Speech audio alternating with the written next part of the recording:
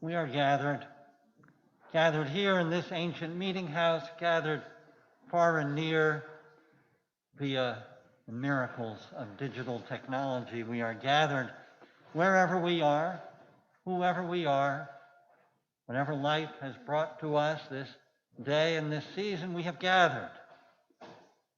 Gathered with love in our hearts, gathered to grow love, to grow in kindness, gathered to grow in compassion, gathered to recenter ourselves in all that matters most, and gathered to support one another on this journey we call life. Gathered on and from the ancestral land of the Massachusetts people whom we name and honor. We have gathered once again, and it is good.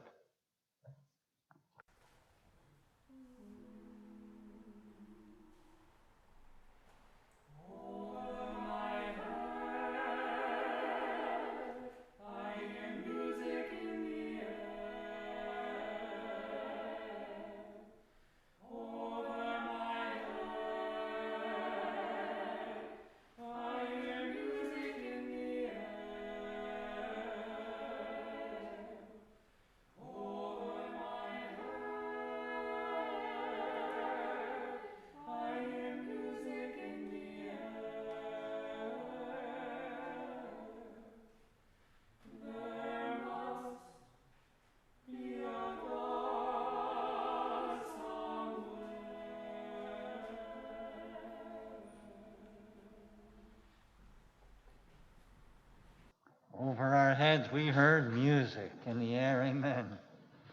Our chalice lighting words will be shared this morning by Diane Elliott. Diane, please.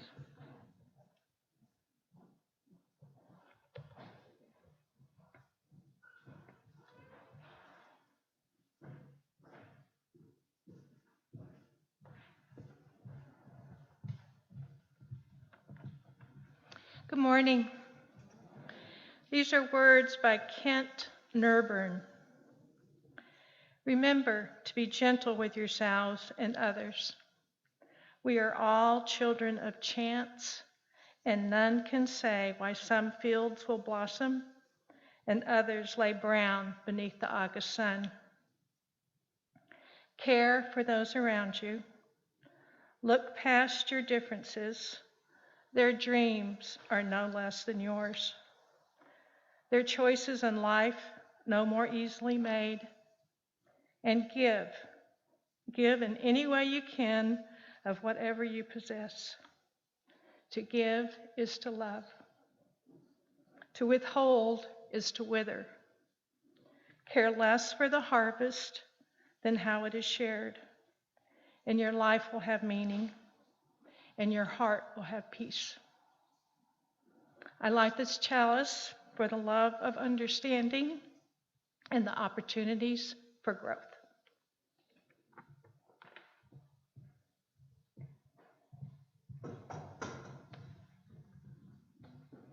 Beautiful. Thank you, Diane, very much. Our opening hymn, which we will listen to and hum to if you like, is How Could Anyone?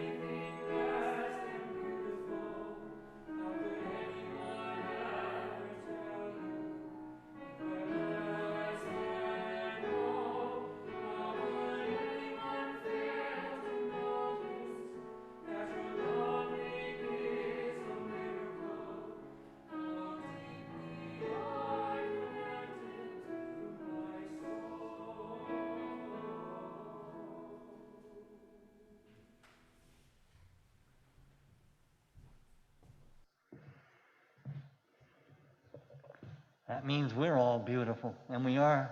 Good morning, and a warm welcome to worship at our Old Ship Meeting House and to worship from our Old Ship Meeting House for those of you on the screen in front of me and through the camera before me. Welcome to everyone. If you are new among us, we look forward to getting to know you and hope you'll take the opportunity to get to know us through chatting with one another, with those who've been here a while, and through our website, oldshipchurch.org.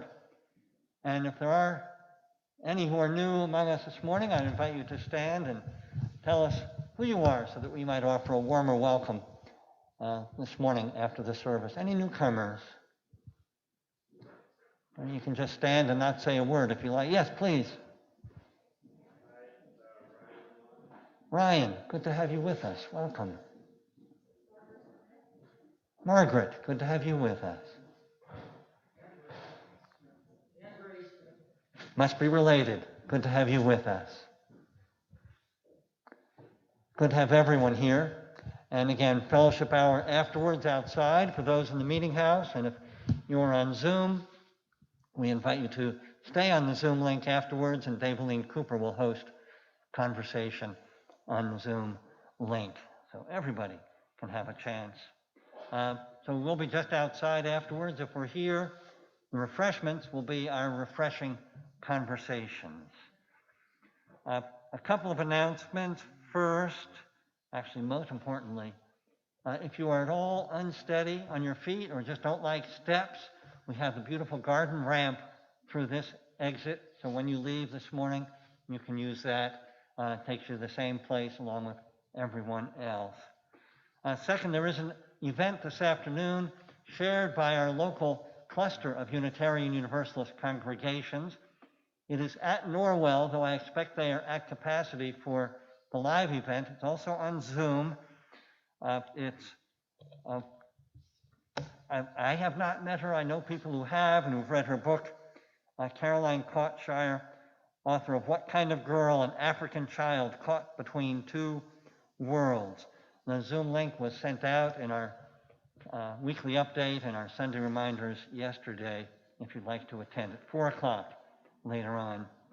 And a final announcement from Abby Diamond-Kizday about the upcoming class that she and Diane will be co-leading. Abby. Morning. The class is Gender in the 21st Century. Gender is more than female and male. And what's with all these pronouns? It's 5 classes. It starts October 5th, 7 o'clock, both in person and on Zoom. I have a sign-up sheet if anyone's interested. Thank you. And thank you, Abby and Diane, for offering the class. And there'll be detailed information in the newsletter, which will come out this week. And if you're not on the newsletter list, just send an email to me or to the office, and we'll get you on the list. There end the announcements, but not the service. Next up for our story time for all ages, Debbie Squires-Lee. Deb, thanks very much.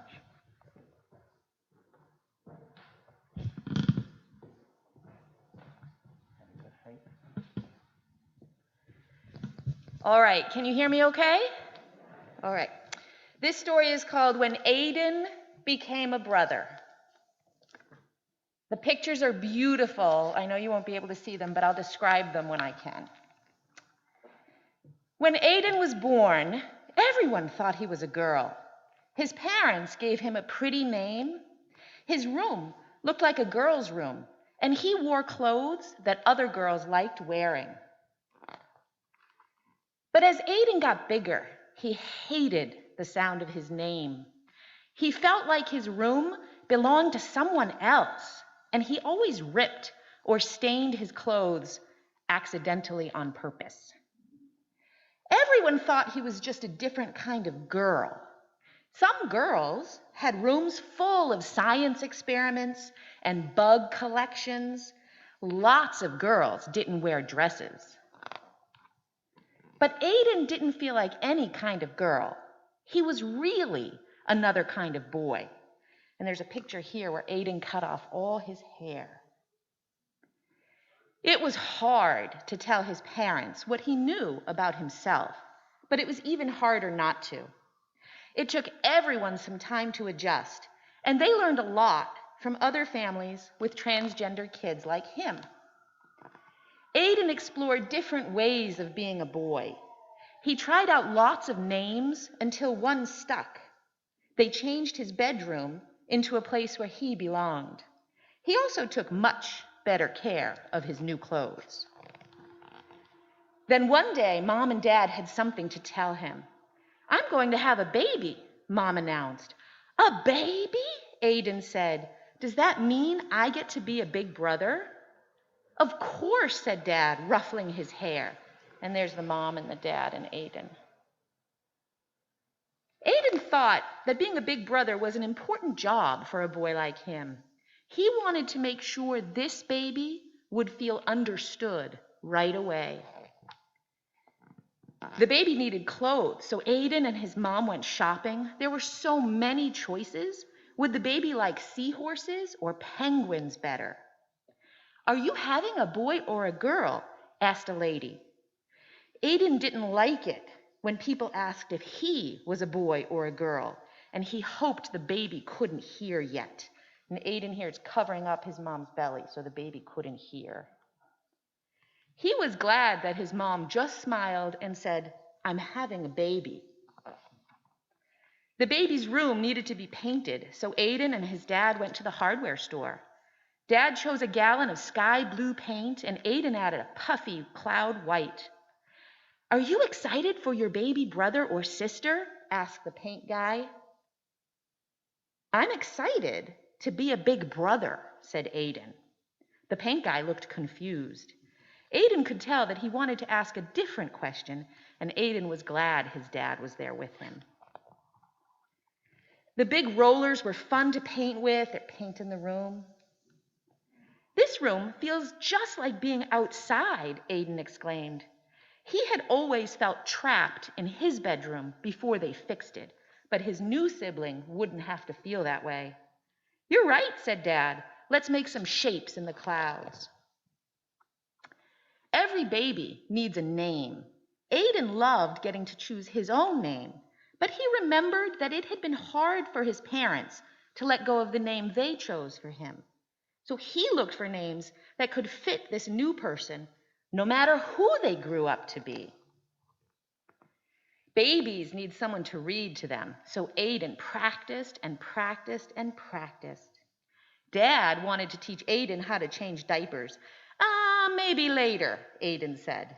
He decided that picking flowers for his mom was more important. 2 weeks before the baby's due date, Aiden started to worry. Maybe he should have picked different clothes. The blue walls might be too bright. He wished he could ask the baby which name they liked best. Here he is being worried, very worried.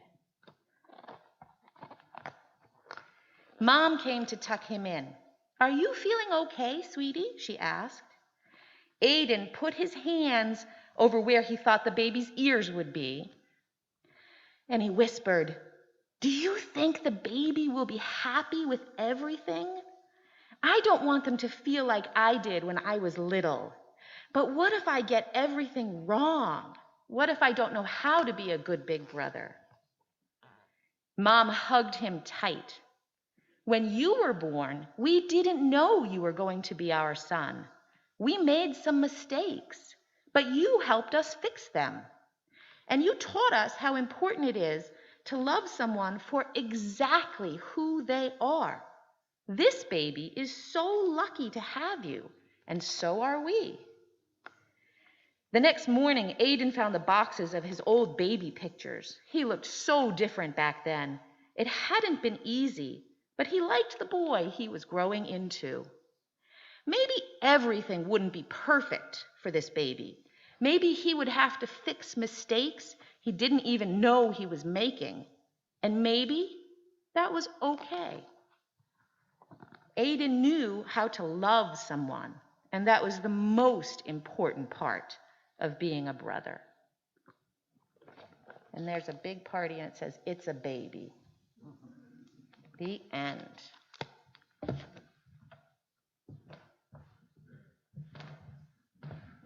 Thank you, Deb. Beautiful story. We come to our time of sharing joys, sorrows, and concerns, and lighting a candle for each as we hear it. If you are on Zoom, I invite you to enter your joy or sorrow, concern on chat. I will read those later on. And anyone in the room, if you would like to rise and share joy, sorrow, or concern, I will recognize you and repeat what you say as best I can. So, any joys or sorrows? Diane. I think I'm sharing this with Judy Flaherty on the other side of the room. A candle of memory for Dame Elizabeth Wilding Smith, who died a year ago. Oh my, it's been a year. And we miss her, right? Yeah. A candle of memory for Ding Wilding Smith, a dear one among us who died 1 year ago. We light this in grateful memory. Thank you both. Anyone else?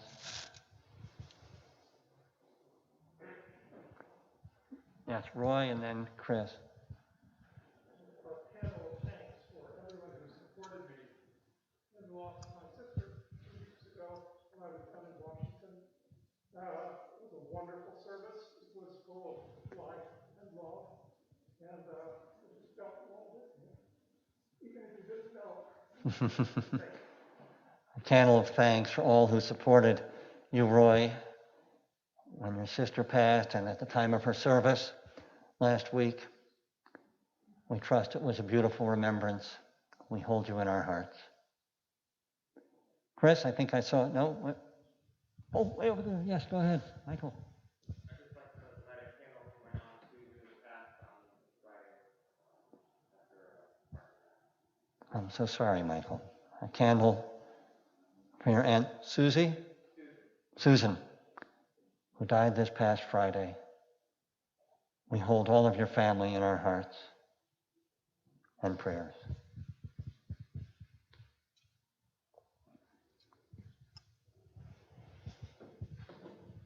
Yes, go ahead, Connie. I'm just so grateful to be back in this building, to be surrounded by real people, not just people I saw on the screen. And, welcome. Keep coming back. I will light a candle of gratitude for being back in this building with everyone. And I see from Liz Flint a candle of joy for her son Jeff's 35th birthday just last Friday. Congratulations to Jeff, Liz. And to you, the mom. And a candle of concern from Karen Snyder for Ferris's health. Ferris, her canine companion. Many of us know Ferris. For Ferris's health, and a candle of care for her, for Karen, as she navigates them through an uncertain path. I light these remaining candles for those joys, sorrows, concerns, and for all those that have remained unspoken that we hold in our hearts.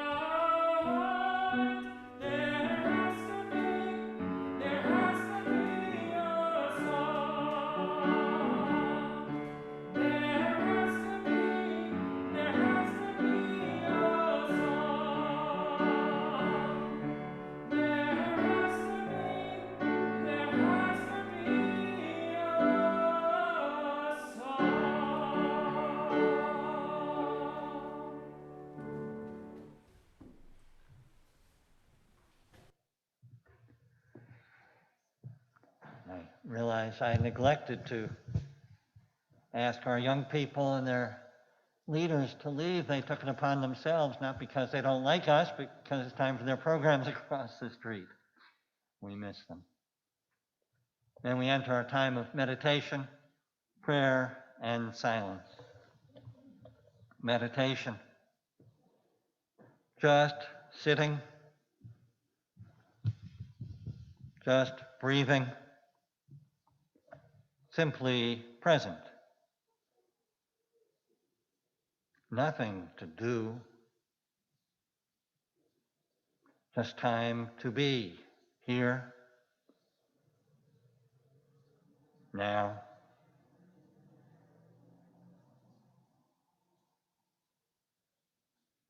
Noticing ourselves, our feelings, our thoughts, noticing one another, noticing awareness of our surroundings here, now. Noticing prayers arising, the yearnings of our hearts, from the God of our hearts to the God of all hearts.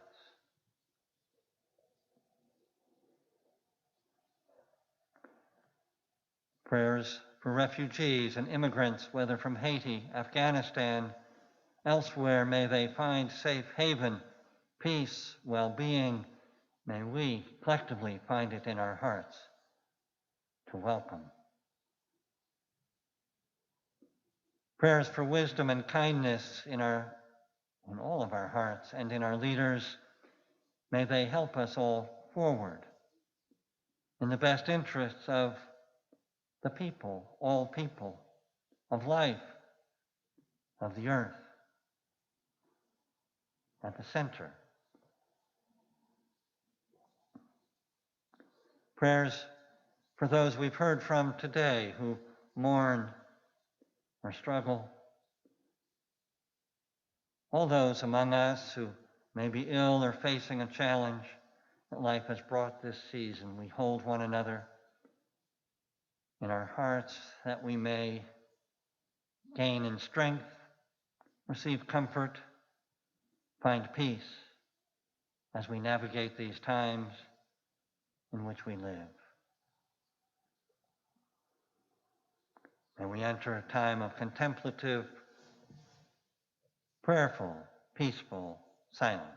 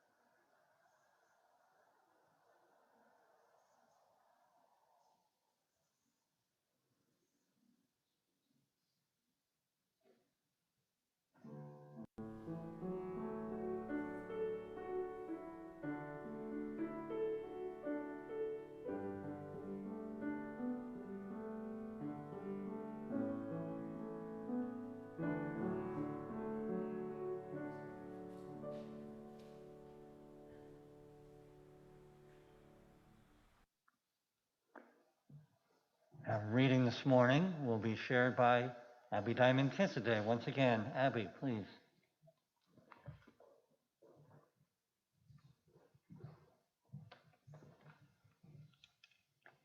Today's reading is Rethinking Non-Binary by Ellie Elrick. The truth of my gender wasn't always safe to reveal. Over time, the truth changed through outward lies. In 4th grade, my teacher made us write a paragraph about ourselves in the 3rd person to hang on our classroom wall. I wanted to refer to myself as they pronouns, but the teacher told me it wasn't possible and grammatically incorrect. I had already figured out he, the pronoun assigned to me at birth, didn't fit me, but she didn't feel right either. They felt like a good place, separate from cisgender men and women whom I couldn't relate to. However, I attempted to write about myself using these pronouns. The other children forced me to pick one, conceded that there were only 2 options. That day, my classmates harassed me into silence. The girls rolled their eyes at me. The boys kicked me in the groin to try to figure out my assigned sex. I was too scared to argue.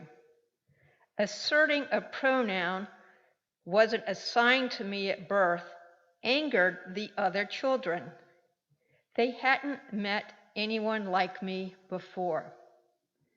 I was forced out of negating the male or female label, even if neither was correct. During this experience, I felt like my self-perception was somehow wrong and broken. As for the paragraph, I used my name instead of pronouns and refused to provide any information about myself. If one part of this statement wasn't truthful, none of it could be. Here ends the reading.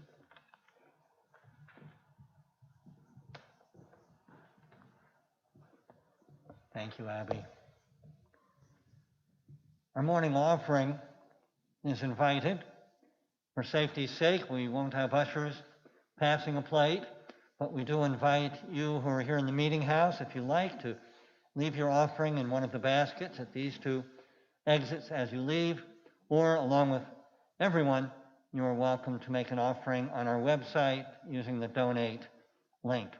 We are grateful for whatever generosity is possible for each of us to support all of our Old Ship ministries. We're grateful too and hope that we can return to the custom, the habit of bringing non-perishable food items into a basket in the back as we arrive each week, or they can be brought to the parish house vestibule as well during office hours during the week. We are grateful for generosity among us. Our morning offering and our morning offertory will now be heard and appreciated.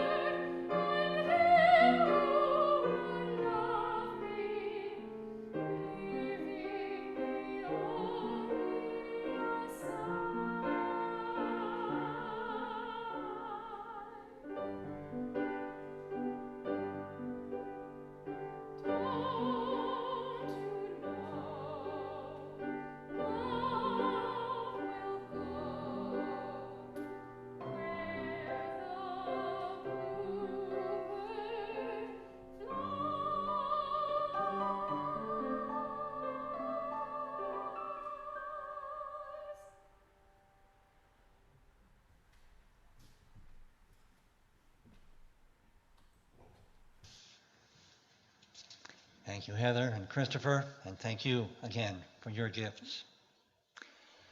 Come as you are is my sermon title this morning. Rami Shapiro, in his book Perennial Wisdom for the Spiritually Independent, writes this.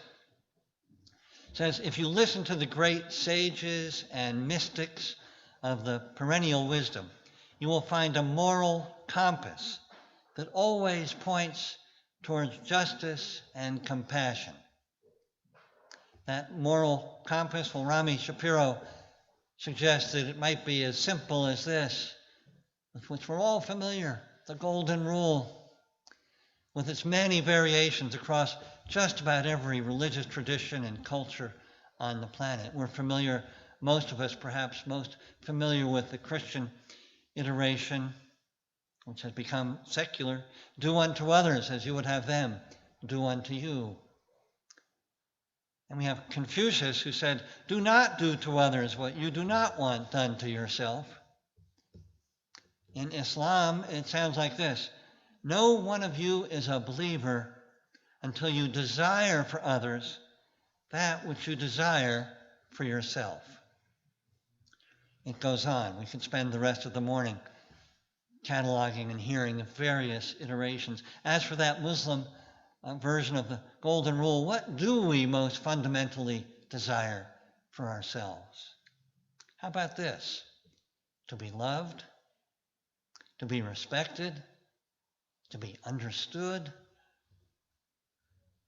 to be treated with kindness and understanding and compassion. And this would, of course, apply no matter what sort of person we are, what age, what background, what color of our skin, what religion, and so on, or where we are on the spectrum of gender, as we've been hearing this morning. And this diversity of who we are as human beings means that while the Golden Rule, however you state it, is a general, which isn't to say unimportant, a general admonition, it has to be applied specifically to each person. We don't treat everyone the same because everyone is different. Everyone's needs are different, emotionally and otherwise. So the call of the Golden Rule is not to treat everyone the same, but rather to treat everyone with the same respect, kindness, and compassion. And how that manifests will, of course, vary. And sometimes, maybe often, maybe all the time, means learning something about the other person. There was a letter to Ask Amy in the Boston Globe earlier this week. Maybe some of you saw it. It began with this sentence. My child came out to my husband and me as non-binary, using they, them pronouns and a new name.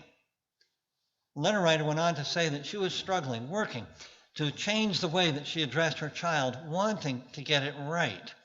But her husband, she said, wasn't even trying. In fact, her husband believed that it shouldn't bother the child if he, the husband, used the pronouns and names their child was born with. Well, the writer said that she was confused, in fact, even wondering if she should leave her husband, divorce her husband, because though, in her words, he isn't rejecting their child, quote, it's just not really acceptance, unquote. Well, Amy's response was beautiful. Among other things, she wrote this. When someone says, this is who I am, this is my name, this is my identity, and another person responds, no, it isn't. That's basically the definition of rejection. Amy went on. Accepting someone's right to define their own personhood and identity is what it means to love someone. Well, that pretty much says it all, doesn't it? It says a lot, anyway.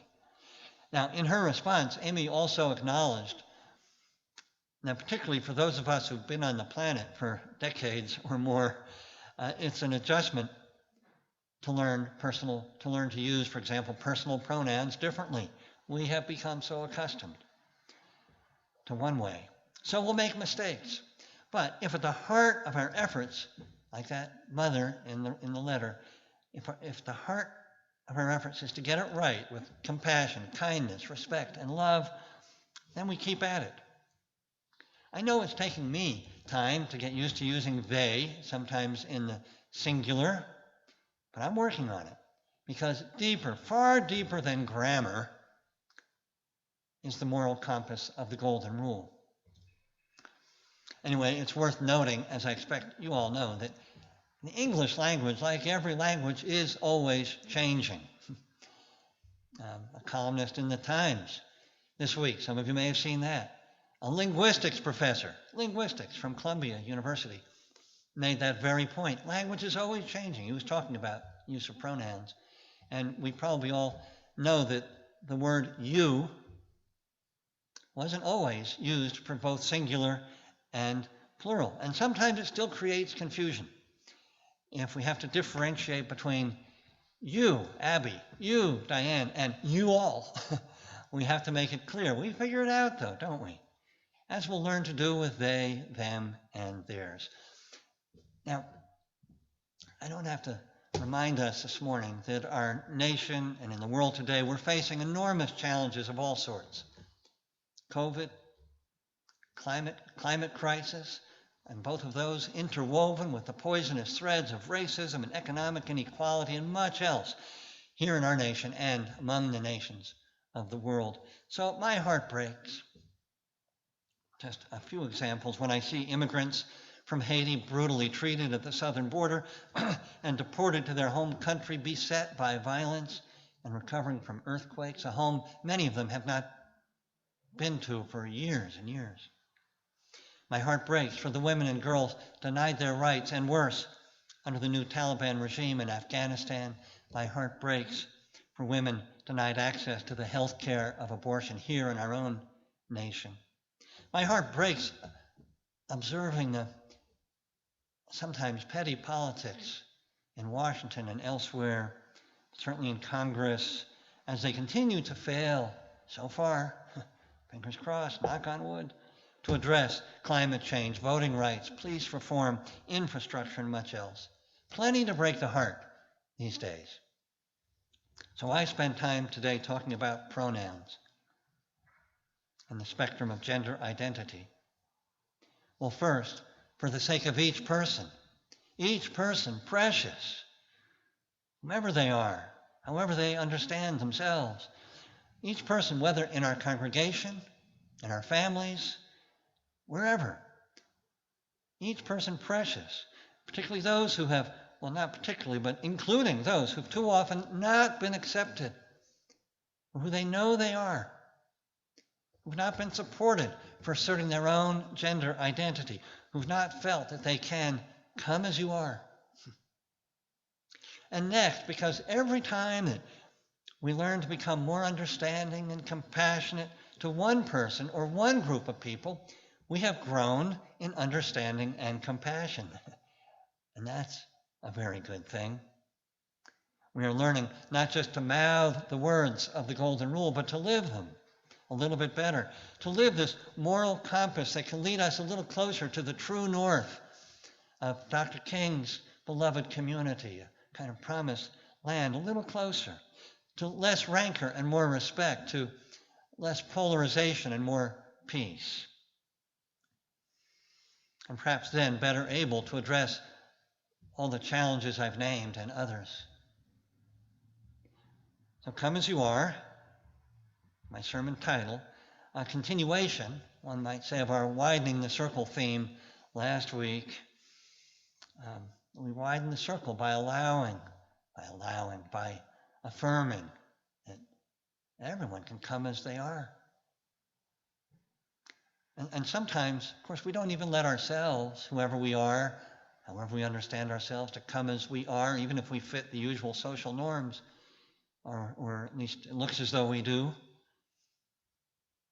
Instead, we sometimes feel, even in small ways, but it all matters, that we have to conform to some social norm that doesn't quite fit who we are, as well as we've been saying, sometimes failing to welcome others for who they are. And I suppose the two of these things are interrelated. If we can't even accept ourselves, how can we accept others?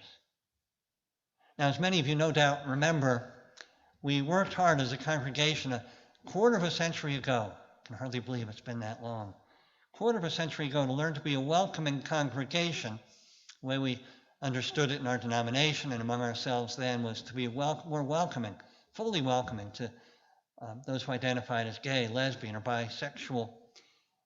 We had many congregational conversations, presentations, and we all learned. We all grew.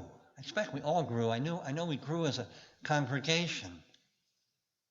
And we were all the better for it, much better. So, for example, when the struggle for equal marriage rights came along, just a few years later, we were ready.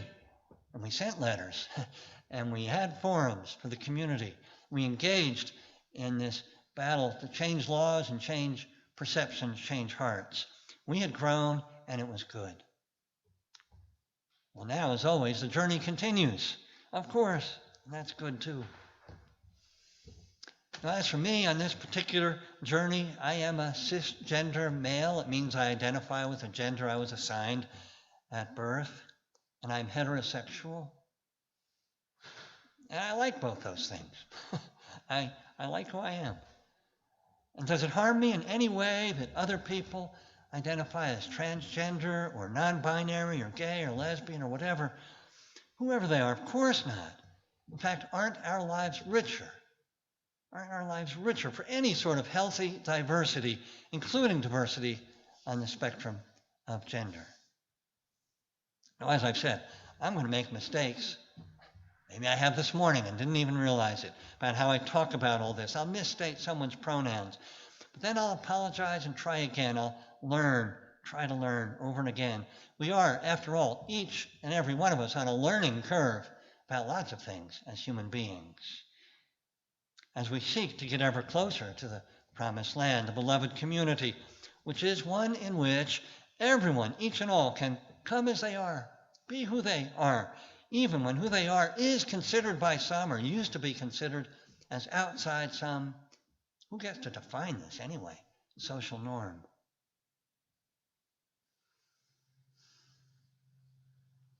Often hurtful, oppressive social norms. And really, how boring are those norms if we just had the one thing, if we were all white, heterosexual, cisgender, straight men and women.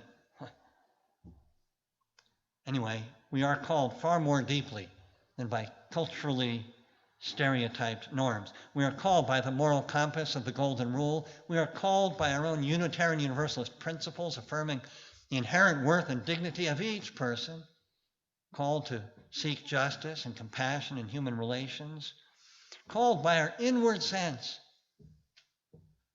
of the precious divinity, the preciousness within each person, called to the depth of acceptance that is love. In this spirit is a poem a colleague shared with a group of us this week. The title of the poem is, "In the Evening We Shall Be Examined on Love." That's a great title, right, to start. In the Evening We Shall Be Examined by Love. The poem is by Thomas Cantalella. You can look it up, but here are just a few of the closing lines with which I will close this morning. In the evening we shall be examined on love. In the evening we shall be examined on love like students who don't even recall signing up for the course and now must take their orals, forced to speak for once from the heart and not off the top of their heads. And when the evening is over and it's late, the student body asleep, even the great teachers retired for the night, we shall stay up and run back over the questions, each in our own way. What's true? What's false? What unknown quantity will balance the equation? What it would mean years from now to look back and know we did not fail.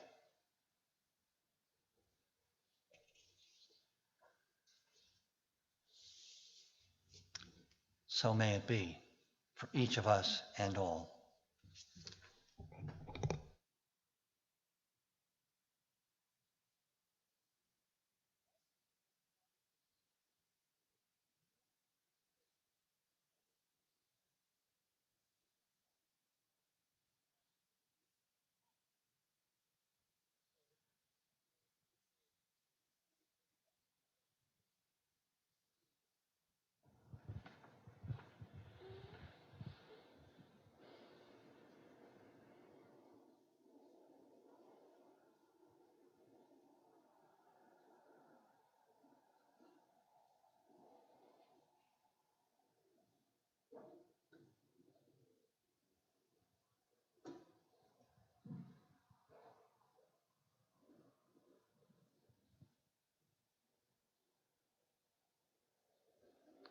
We extinguish these flames, but cannot extinguish the love and the faith with which they have been lit. We carry those with us wherever we go. May it be so.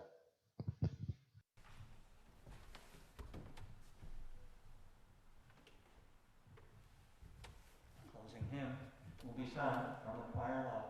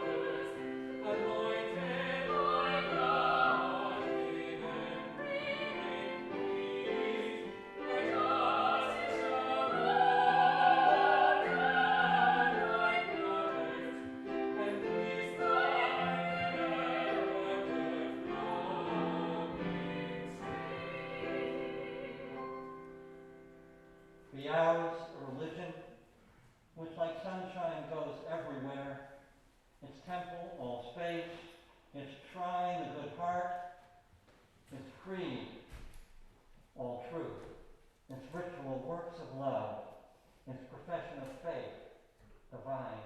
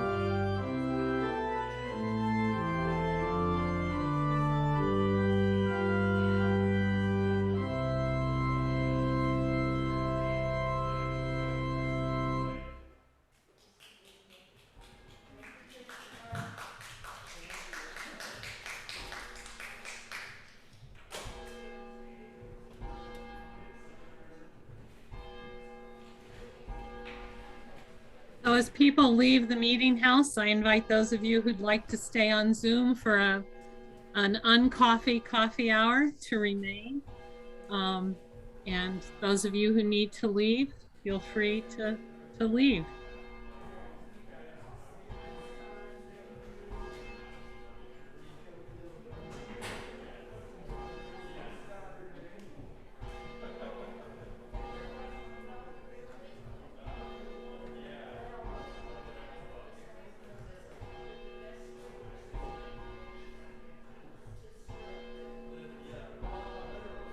As we hear people's conversation in the bells, it kind of feels like there's a party going on for which we're not part of in some ways.